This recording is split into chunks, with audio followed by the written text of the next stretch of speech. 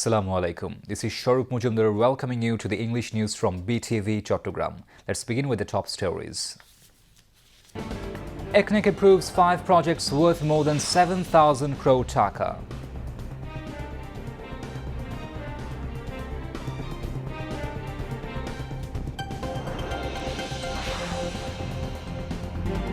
Standard diagnosis and treatment of measles to be ensured as institutional treatment guideline published for the first time in the country.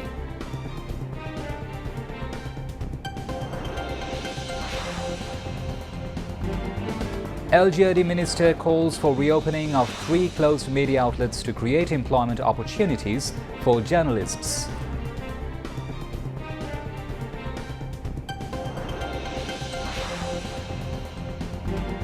Regular study of past fascism to act as antivirus for new one, comments Information and Broadcasting Minister.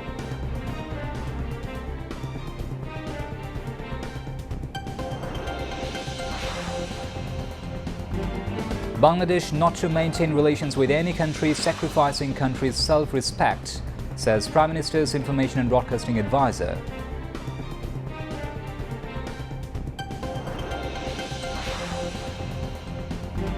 Proposed budget for fiscal year 2026-27 meets consumer expectations, comment wholesale traders.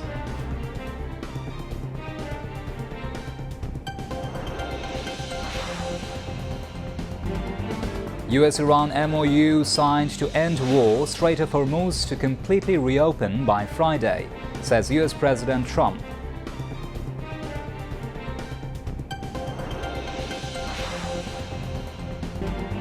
And trophy unveiled in Chattogram as Bangladesh and Australia gear up for 3-match T20 opener.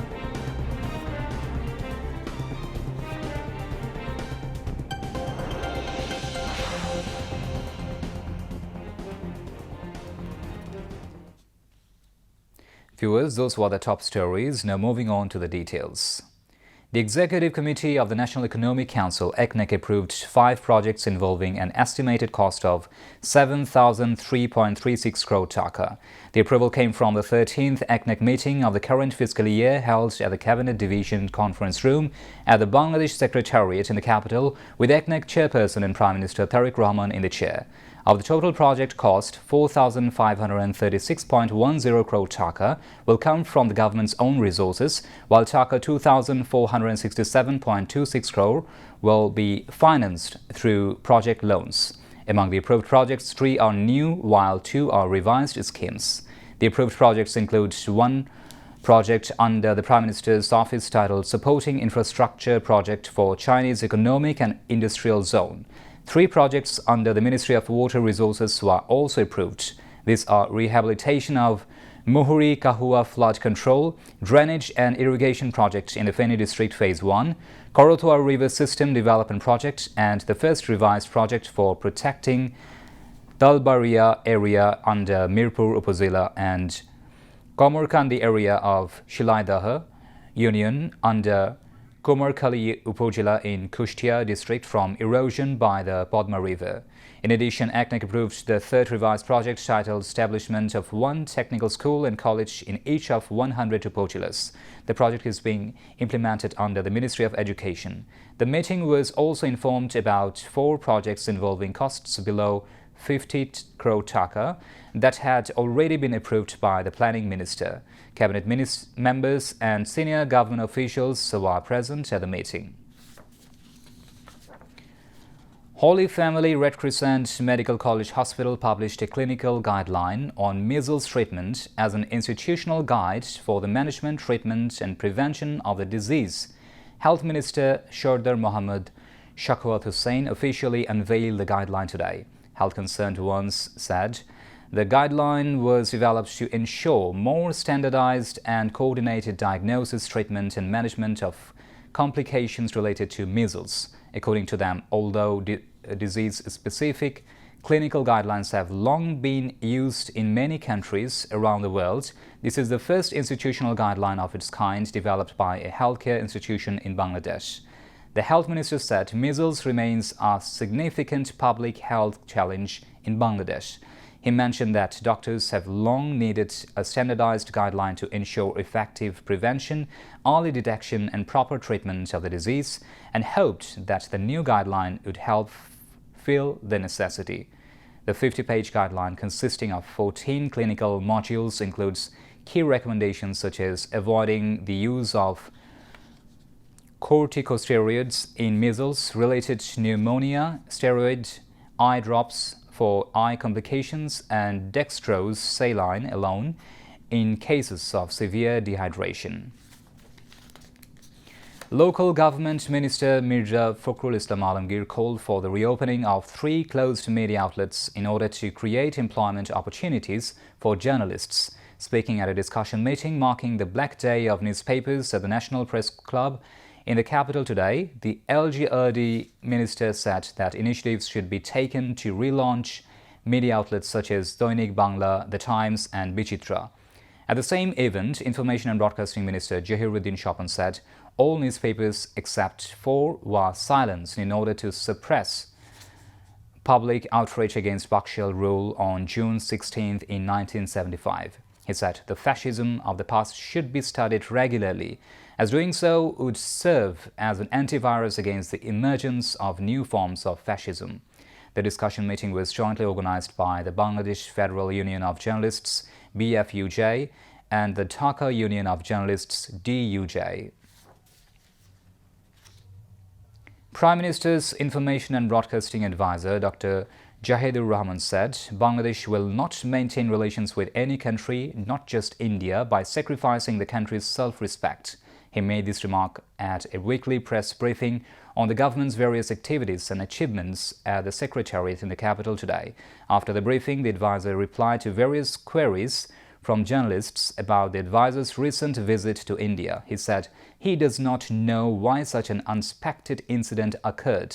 However, this is not a matter of hostility.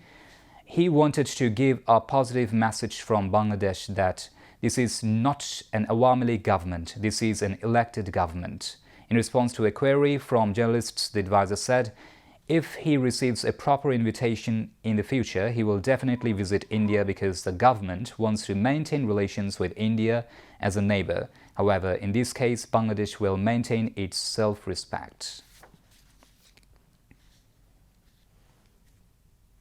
State Minister for Information and Broadcasting Yasir Khan Chaudhary called upon the media to play an active and responsible role in ensuring that fascism can never raise its head again. He made the remarks at a discussion meeting titled "The Media Under Awami League, Awami Rule and the Spirit of the July Uprising" held today to mark the Black Day of Newspapers. The State Minister said that the media had been subjected to interference over the past 17 years. He added that editors and newspaper offices had come under attack. He also commented that political forces built upon the foundations of fascism tend to behave in an authoritarian manner whenever they come to power.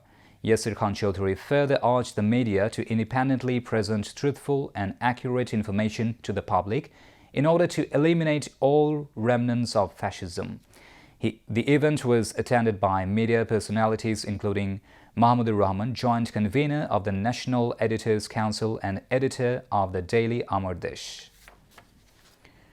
When the budget is announced in the country, along with discussions and criticism, the hope of people from various professions rises.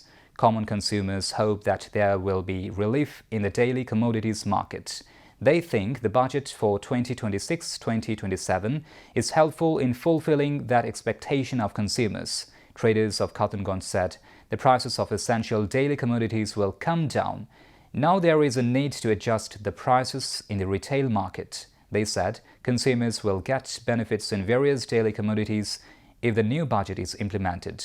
The prices of onion, garlic, ginger are coming down. The prices of cardamom, flattened rice, cloves and pepper are coming down with the announcement of duty reduction. Cardamom, which cost around 5,000 taka per kg, has come down by 1,000 to 1,500 taka depending on the value. Although there is no duty on pulse, the price of pulse is decreasing in the wholesale market. The price of imported soybean oil may decrease while the price of various edible oils produced in the country is decreasing. But the price of various types of foreign nuts has already increased due to the news of imposing duty as a luxury consumer good. Now international news.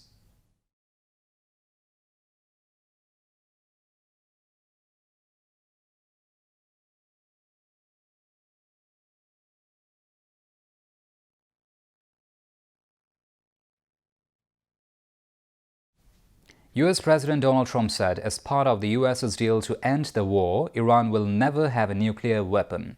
Speaking at the G7 summit in France, the U.S. president also renewed criticism of Israel's strikes on Lebanon. Pakistan, a key mediator, announced on Sunday that the U.S. and Iran had reached an agreement, but its contents are yet to be shared. Meanwhile, Iran's Foreign Minister Abbas Araghchi warned any Israeli attack on Lebanon or continued occupation of Lebanese territory from now on will constitute a violation of the interim agreement with the United States. He said any Israeli attack on Lebanon from now on would never be accepted. Deputy Foreign Minister Majid Takht Ravanchi also said the next round of negotiations between the U.S. and Iran will begin after the Memorandum of Understanding is signed on Friday in Switzerland's Geneva.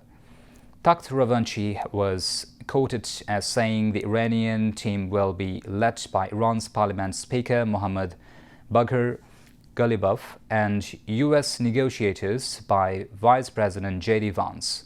Meanwhile, U.S. Vice President J.D. Vance said President Donald Trump may decide to release a parliamentary deal to end the war with Iran before Friday. Senior U.S. officials also began giving some details about the deal, briefing that the Strait of Hormuz would reopen on Friday, the same day the deal is formally inked in Geneva, and the ships will move toll-free through the strait. Meanwhile, European shares have inched up as markets open following a rally in the previous session after the U.S. and Iran confirmed reaching a memorandum of understanding to end the war. Besides, oil prices extended their declines, with Brent crude trading near $82 a barrel. The death toll from Israeli attacks in Gaza since the start of the war has surpassed 73,000. The Gaza Health Ministry said 7 Palestinians had been killed and 6 wounded in Israeli strikes in the past 24 hours. Israel has continued its attacks despite a U.S.-brokered ceasefire in Gaza in October last year. The Gaza State Media Office said more than 992 people have been killed and 3,138 wounded in Israelis' attacks since the ceasefire began. An Israeli bombardment near a school in the Nusayrat refugee camp in central Gaza on Monday killed 1 Palestinian and wounded several others. A woman was reportedly killed in an Israeli airstrike at the entrance to a mosque west of the Al-Zubaydah area today.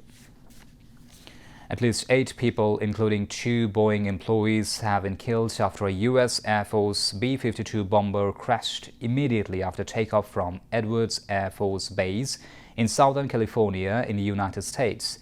The incident occurred at 11:20 local time on Monday, while the aircraft had been on a routine test mission. The B-52 had been supporting the base's Raater modernization program and crashed immediately after takeoff and burst into flames. Officials said no cause has yet been determined and will not be until after a series of investigations, which could take up to 30 days. Back to national news. Chattogram City Corporation Mayor Dr. Shahdat Hussain has announced a coordinated initiative aimed at permanently solving the port city's chronic waterlogging crisis. The mayor announced this while inaugurating of the Rusulbagh Canal digging project in West Bakolia ward in the morning. Dr. Shahdat said a clean and livable city will be built by digging canals before the monsoon season, evicting illegal encroachments, improving waste management, and increasing citizen awareness. He said that in addition to the mega projects of the Army and the Water Development Board, the City Corporation has taken the responsibility of cleaning and restoring about 40 canals in the city. In the first phase, work has started on 4 canals, including the Goljor Canal. The mayor said that it is not possible for the City Corporation alone to keep the city clean. Citizens must also be responsible. Now the news on sports.